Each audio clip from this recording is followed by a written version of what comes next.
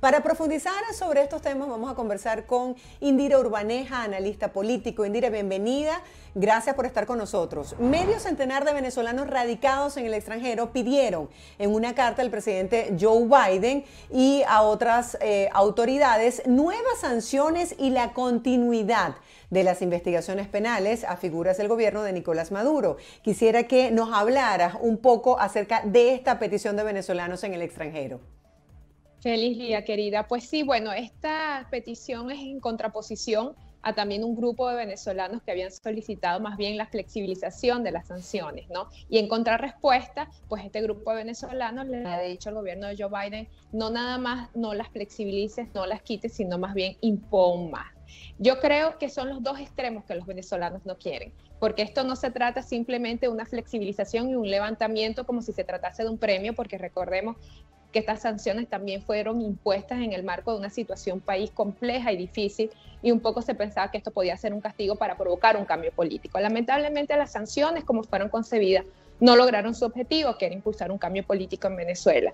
Pero decir, ahí entramos en la trampa de que ¿qué fue primero, la crisis o las sanciones? Evidentemente Venezuela trae una crisis estructural. Decir que la crisis venezolana es producto solamente de las sanciones sería pues mentirle al país, mentirle al mundo y no reconocer la crisis estructural que traíamos. Pero aparte de esto, ya en este punto de decir levántalas sin haber algún tipo de negociación por medio, yo creo que no es lo que la comunidad internacional y el país está esperando. El país está esperando una flexibilización, pero que sea una especie de toma y dame. Bueno, yo puedo hacer tales y cuales cosas a cambio de que esto pueda ser superado.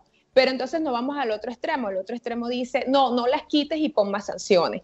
Realmente las sanciones tendríamos que preguntarnos a quién afectan, porque literalmente las sanciones van dirigidas supuestamente a los jerarcas del gobierno y son quienes menos las padecen, porque cuando suspenden los vuelos, por ejemplo, entre Estados Unidos y Venezuela, ¿quién se afecta? Los venezolanos que no pueden viajar, porque los jerarcas del gobierno tienen sus aviones privados y tienen su forma de movilizarse. Cuando se sanciona al país, se está de alguna forma impidiendo el desarrollo o una vía para que el país supere la crisis. Entonces yo creo que no hay que estar en ninguno de los dos extremos. Yo creo que el país sí necesita una flexibilización de sanciones bajo un mecanismo negociado, obviamente, no un levantamiento por levantamiento, pero tampoco considero que lo que se debe pedir es más sanciones al país, porque en definitiva eso no va a ayudar en nada. De hecho, lo ha demostrado y tienes casos análogos en Cuba, tienes casos análogos en Irán, en Siria, países que tienen sanciones y no han logrado ningún tipo de cambio político ni de beneficio para su sociedad. Indira, cuando se habla de las sanciones se habla de por qué no se le establece a personajes en específico que forman parte de la administración de Nicolás Maduro. Hasta ahora, recuérdanos por favor quiénes se han visto afectados y muchas personas de la oposición consideran que las sanciones son un instrumento de presión para tener una carta debajo de la manga que negociar con el régimen de Nicolás Maduro en un proceso de diálogo que hasta ahora no se ha visto. Fíjate que son más de 100, pasan más de 100 los sancionados como individualidades. Es más, yo creo que dejaron de emitirse sanciones individuales porque digamos, las personas más claves del gobierno de Nicolás Maduro ya están sancionadas. O sea, pedir más sanciones también a personalidades es no conocer quiénes ya están sancionados, porque ahí tendríamos que sancionar también entonces a los vigilantes, a las secretarias. Los más importantes, las cabezas principales ya están sancionadas y eso no ha generado ningún tipo de presión dentro de ellos porque ellos se han acostumbrado, han aprendido a evadir las sanciones, pero además tú sabes que esa falta de unidad en la oposición y de presión interna es lo que no termina de empujar ningún tipo de cambio y hace que la sanción sea ineficiente. Por ejemplo, si tú tienes un sistema de sanciones, pero además tienes una oposición interna consolidada, capaz de hacer presión, de movilizar a la gente, de hacer el trabajo político interno, quizás el gobierno de Maduro pudiera sentir algún tipo de amenaza y pudiera sentir, bueno, realmente me tengo que sentar en la mesa a negociar con esta gente, pero tienes las sanciones y no tienes una fuerza política capaz de empujar el cambio. En ese escenario, las sanciones no tienen ningún tipo de efecto, porque en un mundo globalizado, y ellos ya lo han demostrado después de casi 3 años de imposición de sanciones, han sobrevivido, allí están, no están disminuidos en el poder, tienen más control sobre el país. Entonces eso te dice que si tú tienes sanciones, pero no tienes una fuerza política capaz de empujar y de reforzar esos cambios, no vas a llegar al punto exacto. Entonces, yo creo que ya el camino de decirle, yo en este momento, y quiero ser muy honesta con la audiencia, lo único que puede presionar un cambio dentro de la administración de Nicolás Maduro es las negociaciones con Estados Unidos, las negociaciones petroleras. Eso sí le interesa al gobierno, pero el gobierno no tiene ningún temor que sentir de la oposición, por eso no siente la necesidad de sentarse en la mesa y negociar, porque no siente miedo. Sí, justamente sobre ese tema, Guaidó se pronunció este sábado y dijo que toda flexibilización de las sanciones pasa por una mesa de negociación. Pero ¿qué falta para que vaya de la palabra al hecho concreto?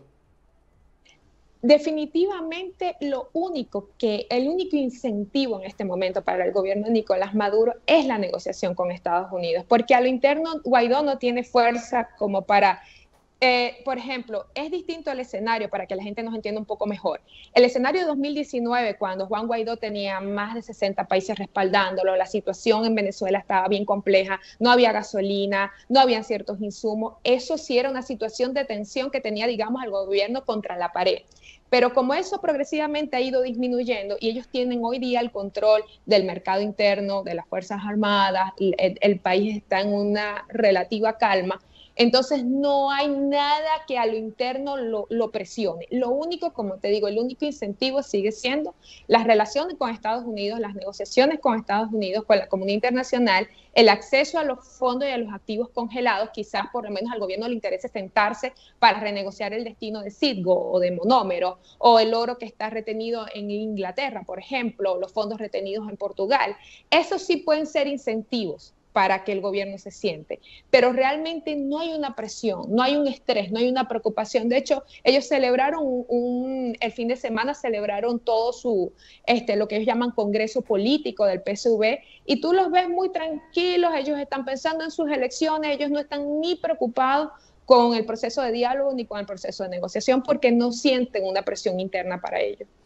Cuando se dio el acercamiento del gobierno de los Estados Unidos con la administración de Maduro en Venezuela, esto trajo muchísimas reacciones contrarias y salieron a decir que este encuentro lo que busca es llamar al diálogo y a unas elecciones en Venezuela. Pero esto no ha ocurrido. ¿Tú crees que verdaderamente se dé este acuerdo de Estados Unidos con Venezuela para buscar beneficios económicos a través de la venta de petróleo?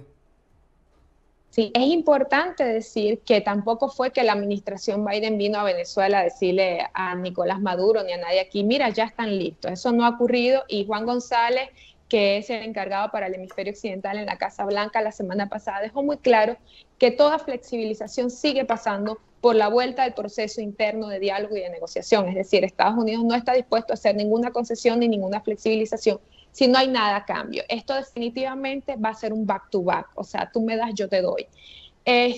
Pero ¿qué es lo que falta? Mira, falta primero que nada esa voluntad política y ese incentivo, esa presión que necesita sentir de repente Nicolás Maduro para decir, oye, yo me voy a sentar porque es que realmente estas cosas me preocupan. Porque te digo, a la par el país sigue andando y entonces hay cantidad de cosas sucediendo. Por ejemplo, ayer estaba la OIT y se sentó con el gobierno y se sentó con Fede Cámara y se sentó con los obreros y se sentó con los empresarios. Entonces, esas son cosas que de alguna forma, querramos o no, van normalizando la situación interna y la presión, la olla de presión que hay sobre la cabeza del gobierno empieza a disminuir. Entonces, yo creo que sí vamos a llegar a un proceso de diálogo y negociación, pero solamente por ese incentivo que necesita el gobierno de verdad de reabrirse a las relaciones con Estados Unidos sobre todo y retomar también una relación un poco más cercana y más directa con Europa. Esos siguen siendo los incentivos. A lo interno no hay ninguno. O sea, el gobierno no siente ninguna motivación de decir, me tengo que sentar con Juan Guaidó o con la oposición porque ellos no representan un peligro para el gobierno en este momento. Indira, pero hoy hay varias protestas en Venezuela que se están escenificando por diferentes motivos. Empleados que buscan mejoras salariales, crisis por la inflación. Es decir, la gente está en la calle haciendo su trabajo. ¿Qué es lo que falta entonces? Definitivamente el tema de falta de liderazgo político influye tanto que la gente desde la calle no puede ejercer presión.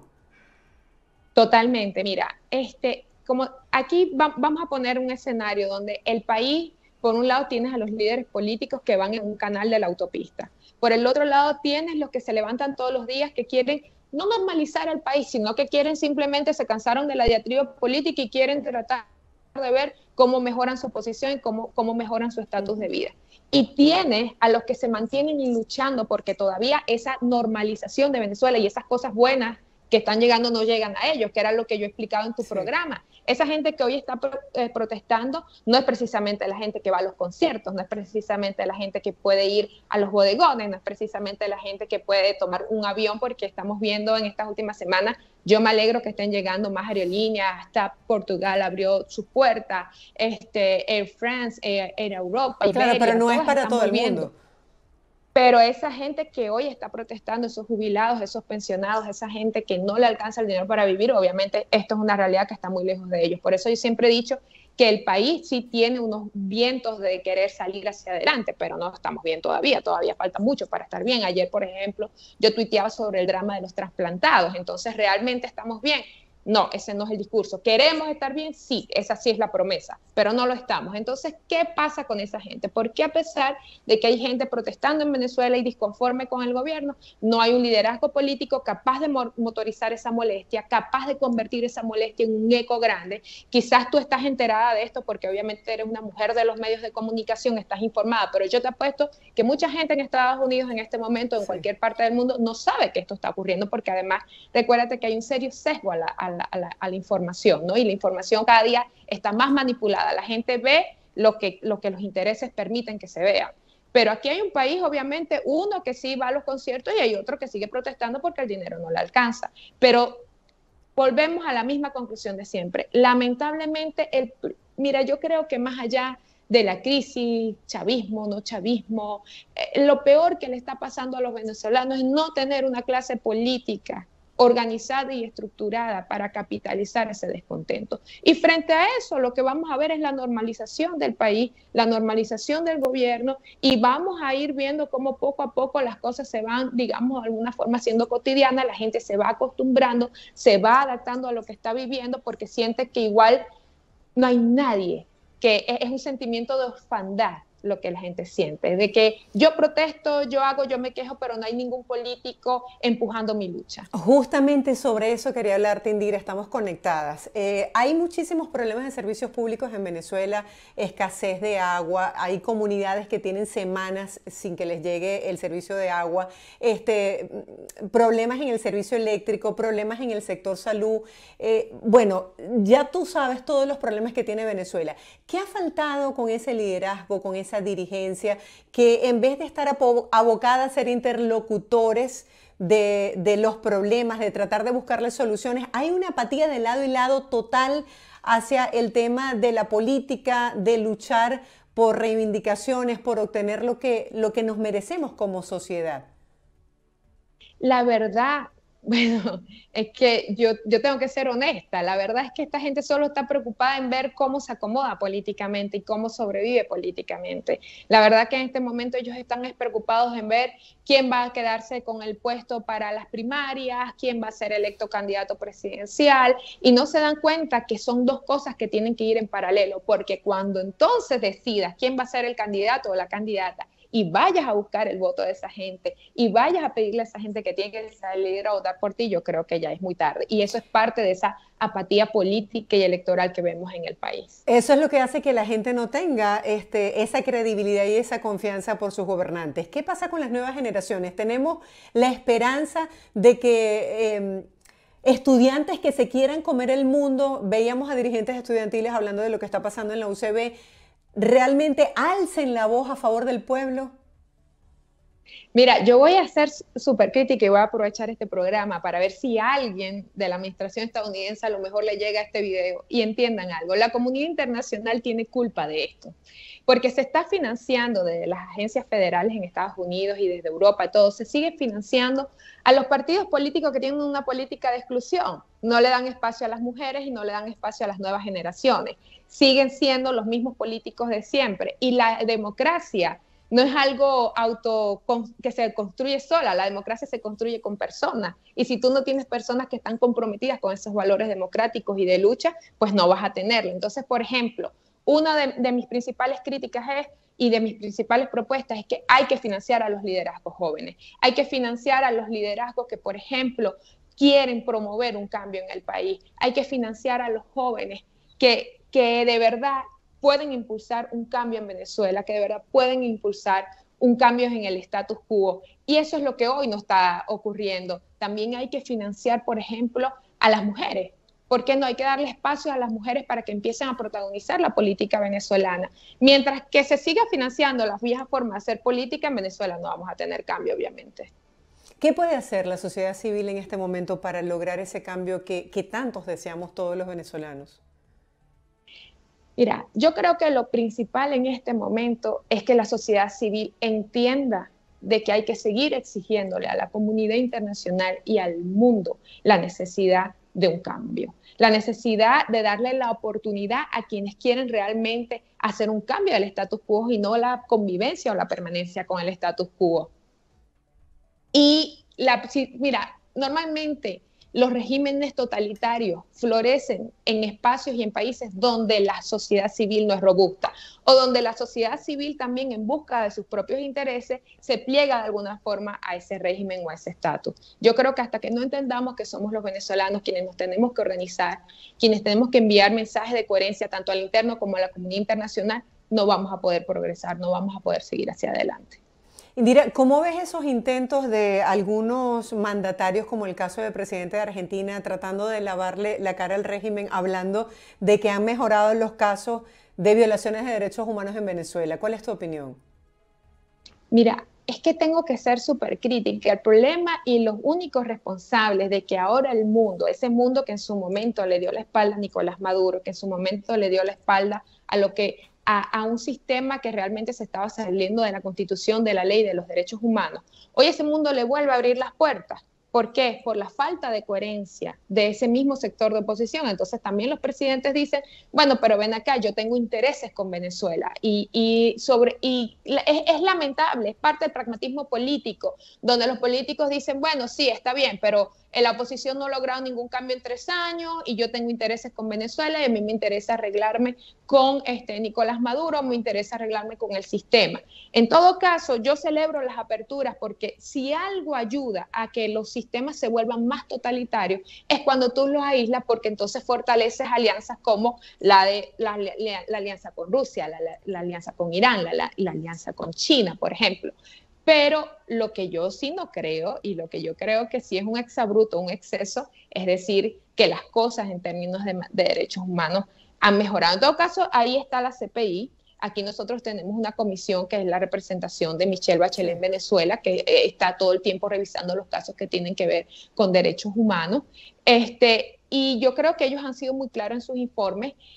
Creo que el gobierno se ha visto obligado a hacer algunos cambios, creo que el gobierno se ha visto obligado a tomar algunas de estas recomendaciones, pero mientras que tengamos presos por motivos políticos, todavía no podemos hablar incluso de que hay una mejoría en el tema de derechos humanos. Yo diría que cuando estas cárceles se liberen de todos estos presos por motivos políticos, ahí yo podría decir que vamos avanzando hacia una mejora. Cuando quizás la gente no sienta temor de hablar de las críticas que tiene hacia el sistema, yo te diría que estamos avanzando una mejora en los derechos humanos. Y mira, ya para cerrar, ¿tú crees que con la instalación de esta oficina de la Corte Penal Internacional en Venezuela se pueda bajar el amedrentamiento a la gente luego de lo visto con la señora de TikTok? Mira, el gobierno ha demostrado que cuando siente que tiene la razón, su razón, ojo, no estoy diciendo que la tengan, lo que ellos creen que es su razón, ellos no les importa si está la CPI, si no está la CPI, quién esté, porque ellos han demostrado que simplemente si ellos consideran que se está violentando un derecho de ellos, ellos van a ir hasta el final. Creo que lo de la señora de TikTok fue un exabrupto. Yo creo que en cualquier país del mundo siempre se va a exigir respeto a las autoridades, pero creo que el humor siempre ha sido irreverente y siempre ha sido esa parte donde, bueno, no a todos nos gusta ese tipo de humor o de repente no todos estamos de acuerdo con ese tipo de humor, pero también no te puedes ir al extremo de la censura, de la amenaza o de la cárcel. Además, si ese fuese el caso, yo estaría de acuerdo si esta ley se aplica para todos entonces, porque si todos vamos a estar dentro de la misma normativa, incluyendo cuando del otro lado también se ofende y también se va en contra de las personas que son críticas, entonces yo diría, bueno, hay una aplicación de la ley igual para todos. Yo creo que la oficina de la CPI, hay muchas expectativas sobre esta oficina y yo siempre he estado en contra de las expectativas. Yo siempre he pensado que las expectativas reales es que la CPI está haciendo un trabajo técnico, un trabajo que tiene que ver netamente con temas legales de violación de derechos humanos y no se va a meter en otras cosas que no sean las que ya están planteadas allí. Claro, porque si a ver vamos, entonces también los exabruptos se cometen desde sus propios funcionarios en los programas de televisión del gobierno, ¿no? Es lo que te digo, yo creo que la aplicación de esta ley debería de ser para todos, o sea, yo creo que no hay que promover ni el odio, ni Venezuela no necesita, más bien te lo voy a resumir así, Venezuela no necesita ni más odio ni más violencia, que no venga de ninguna parte, ni siquiera del lado del gobierno, ni siquiera del lado de la oposición. Yo creo que ya ha sido suficiente odio por mucho tiempo y esto es parte de nuestro drama. Si bien tenemos el drama de la falta de liderazgo, también el otro drama sigue siendo el odio, el rencor, porque por ejemplo, te voy a poner un ejemplo chiquitito. No, yo me alegro de que TAP Portugal vuelva a abrir sus rutas hacia Venezuela. Entonces, ¿qué es lo primero que te dicen? Bueno, pero ¿por qué te alegras si eso nada más va a beneficiar a los enchufados y a los que tienen plata para viajar? Bueno, yo me alegro desde el punto de vista de que es una apertura de mejoría para el país. Quizás no todos los que van a viajar son enchufados, quizás hay personas que de verdad pueden, el hijo que está trabajando afuera y que ve una oportunidad, sí, porque al haber más líneas aéreas, los pasajes entonces pueden bajar de precio y de repente este hijo ahora le puede enviar el pasaje a su mamá para que lo vaya a visitar. O sea, tampoco podemos llevar siempre las cosas al extremo. Entonces no se trata o se trata más bien de poner en escena el odio tan grande que aquí se ha sembrado, impide que cualquier rasgo de mejoría, cualquier signo de que podemos estar mejor, no sea bien aceptado por nadie y todo sea el todo o nada. Y eso no va a ocurrir ahorita, lamentablemente. Como siempre le digo a la gente, todavía queda mucho gobierno de chavismo. No son los deseos de Indira, no es porque Indira lo dice así o porque Indira lo quiere así, es el panorama, es el análisis, para eso uno estudia, para eso uno hace su trabajo todos los días, para eso uno investiga. Aquí, y hay que ser muy fastidioso con esto, porque cuando uno le habla así a la gente entonces entiende que no puede seguir quedándose en el Twitter o en el Instagram y que tiene que realmente organizarse de manera cívica, de manera democrática para impulsar los cambios, porque ese es el otro punto. Cuando dices que hay que organizarse de manera cívica, te dicen, no, pero eso es un régimen que solamente va a salir a través de la fuerza. Bueno, pero ¿dónde está la fuerza? ¿Quién la tiene? Ese es el gran problema, porque si en algún momento hubo algún apetito de la comunidad internacional de empujar alguna salida de la fuerza, ya ese apetito hoy no existe. Ya ningún país dice, yo no voy a ir a poner mis soldados, yo no voy a ir a poner mis balas, yo no voy a poner mis helicópteros, yo no voy a poner mi presupuesto en ir a liberar un país donde ni siquiera su propia gente es capaz de ponerse de acuerdo, y eso es lo que está ocurriendo. Sí, totalmente cierto. Gracias por tu honestidad, Indira, y por compartir con nuestra audiencia tus análisis tan interesantes sobre la situación de Venezuela. Esperemos que en algún momento se logre esta unión y se acabe con esta polarización que tú dices que existe entre los propios ciudadanos, porque son temas muy sensibles para cada persona. Gracias por acompañarnos. Así es, gracias a ti siempre por la oportunidad y un abrazo a tu audiencia. Gracias. Estábamos conversando con Indira Urbaneja. Ella es analista política venezolana.